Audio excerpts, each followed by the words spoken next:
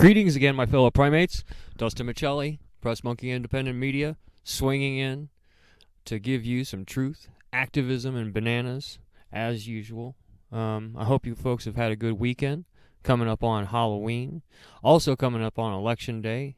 I'm convinced that they put Election Day so close to Halloween, and every couple years, just to remind adults that they, too, should be frightened. So, I'm going to give you some frightening news, but I'm going to try to give you in a light kind of way. We're going to talk about the deepening housing crisis. They're talking about this in my local newspaper, and they're talking about it in articles in even places like Bloomberg News. And so, it's also, to me, this is highlighting something that we've touched upon, again, on Press Monkey and in previous casts about our housing crisis, our the artificial inflation of and manufactured crisis of our housing crisis, the need for resident bill of rights or something comprehensive like that would provide price and rental controls for working class citizens across the board. And this just highlights these recent events I'm coming back to, and these recent articles in the newspaper I'm going to be reading. They highlight what it is that I've already tried to emphasize in previous casts in our Cost of Paradise cast.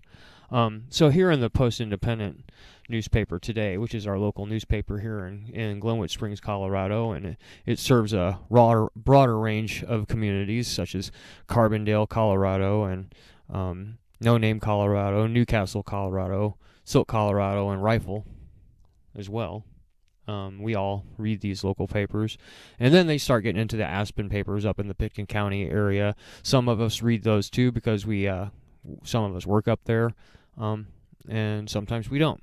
But here in the local paper, as I was mentioning, we've got realtors foresee decline despite strong Garco market, Garco being Garfield County. So I'm going to preface my cast by reading a little bit of this to you and going over this article a little bit. And then we're going to move on to another article that was shared by Professor Richard Wolf on Facebook today. It was a Bloomberg article, also highlighting another housing crisis happening in the Northeast section of the country. So, as I said, it says seasonal elections interest rates all affect purchases. Garfield County stands as a bright spot in the Colorado real estate market, which is dipping across the state. But the strong sales numbers may not last long. The number of Garfield County single-family home listings sold in September rose 5.9% compared to September 2017, while statewide single-family home sales dipped 15.2% in the same period. The overall September numbers in Glenwood Springs remain strong, with the listing pending sales and sold listings all up over the same period last year. Aaron Bassett, a Glenwood Springs realtor, said in a written statement, condo sales were also up, and listings spent slightly fewer days on the market compared with last year. For Pitkin and Eagle counties, the real estate picture was mixed, with some home sale increasing and condo sales dipping. In September from the previous year, for other mountain communities like Eagle, Summit County, Gunnison County, the number of homes sold declined across the board. Garfield County real estate agents have noticed a slowdown in showings and said price reductions are becoming more common. Okay, I'm going to stop right there. There's more to this article. If you would like to check this article out, it's called Realtors Foresee Decline Despite Strong Garco Market, and it's in the Post-Independent, Glenwood Springs Post-Independent. The reason why I'm going to stop right there is because they're painting a false picture here. they're painting a picture of the market being strong here in this area, and for those who are trading all this real estate back and forth, it is a strong market. What's not being highlighted is the gross inequality and the price gouging of the real estate market for your everyday average buyer and or renter. Renters in this area pay incredible amounts of money for not very much, really. Usually upwards of $1,200 or more a month for a one-bedroom family place with lots of restrictions. Many of these places are not available for your average family. They're not in the means for your average family. The slowdown that they're talking about, I'm not sure where their uptick comes from, but their slowdown that they're talking about is that your everyday average person is running out of money. Most of us make less than $30,000 a year, even though they chalk up the median income around here in this area of Garfield County to be around $45,000. It's not even a realistic number, because you have certain people in certain professions who make gobsmacking amounts of money, and those who in the real estate market itself make gobsmacking amounts of money.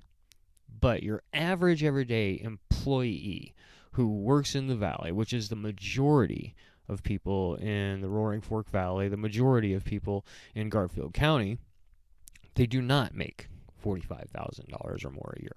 They make, on the average, just like the rest of Americans, around $30,000 to $35,000 a year, many times under $30,000 a year. They're painting this up and down ticks in these markets as though they're incidental. They're not. They're manipulating these markets. There's plenty of space. There's plenty of commercial real estate, as I've mentioned before, in this area. In the country, as I've noted before also, there are 5 times more empty houses than there are actual homeless people in the country. Maybe 6 times even. There's a whole lot of luxury condominiums available, luxury real estate and properties, luxury homes and things like that. The thing is the most people cannot afford these luxury things, because most of us are not making that kind of money. They keep building this stuff, and they're creating a false bottom market for themselves that will eventually fall out from underneath itself, because most people cannot afford these luxury products that they're creating. You know, these posh luxury products of real estate are just not in the means of your everyday average working person.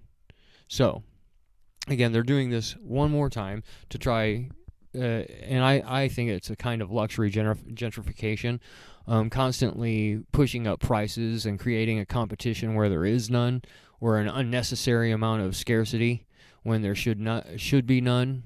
Unnecessary price gouging and inflation, artificial inflation. So again, on the housing crisis, it's deepening across the country, and it's deepening here in this area of Glenwood Springs, Colorado, of Newcastle, Colorado, where I live, Silt, Colorado, Rifle, No Name, Carbondale, all the way up Valley. It seems like it's affecting even the wealthier and those who are supposedly in that medium income bracket. Like I mentioned before, recently there's a article shared by Bloomberg News, and it says housing is tanking in the Northeast, and guess why? This article by Justin Fox.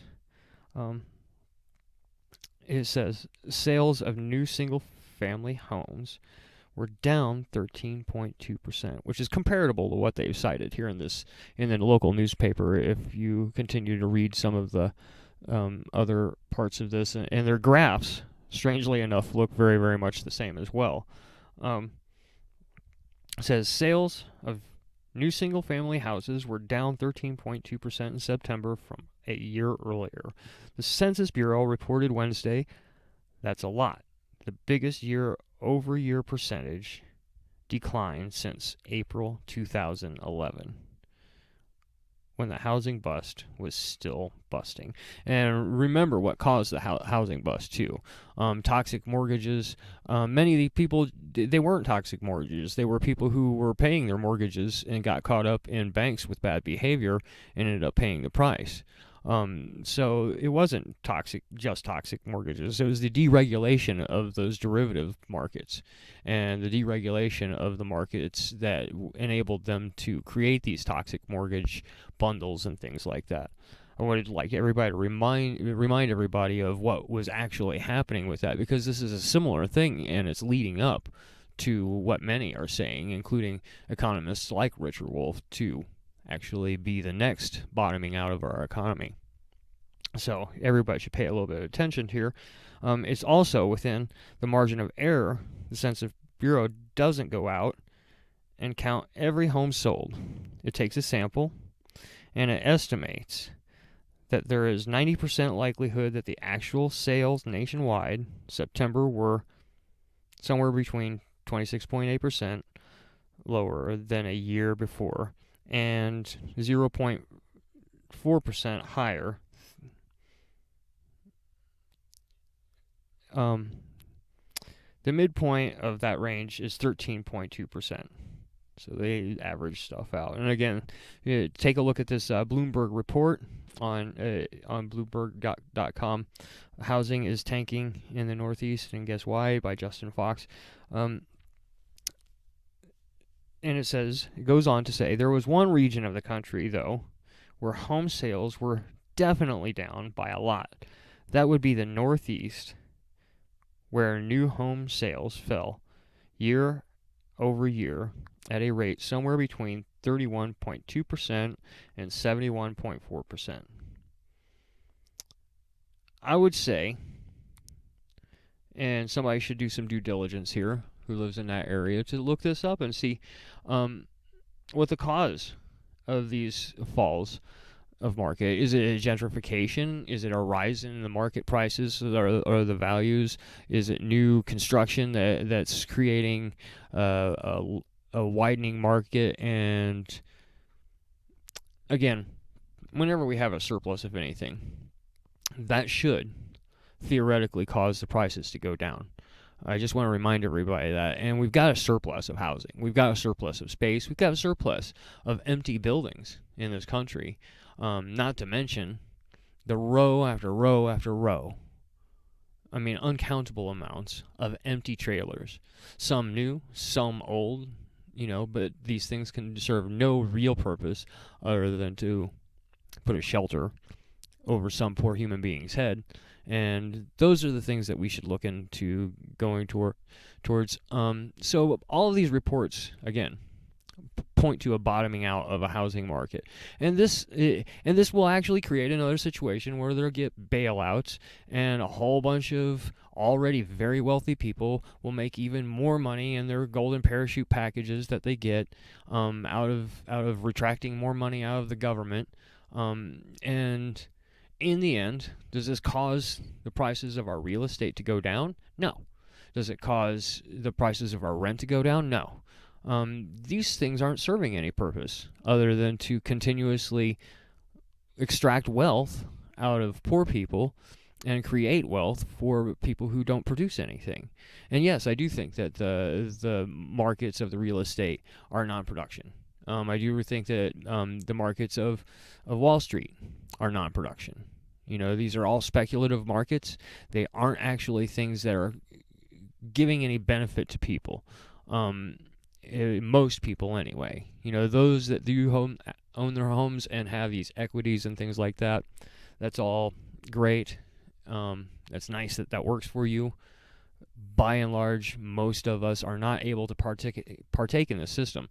So what we're looking for is, again, and I'm going to reiterate my point from earlier casts, is we need some kind of protections. We need some kind of not only protections, but we need recourse, someplace to go.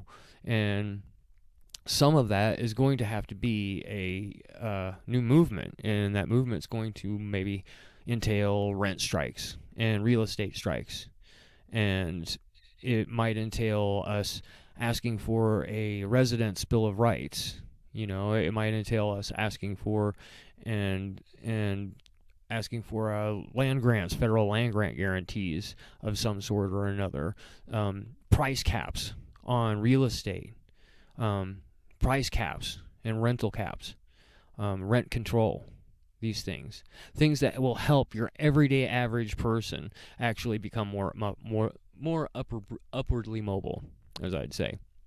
So I'm going to finish out the cast right there, and I think that was a good summary of what's happening again, and a reinforcement of some of my previous casts to remind people that hopefully I'll be able to get people on board with the idea of a new movement for a residence bill of rights, and something that will actually help your everyday average person become more upwardly mobile and more self-sufficient. A federal land guarantee or the ability to own one's home it creates self-sufficiency, and it encourages self-sufficiency.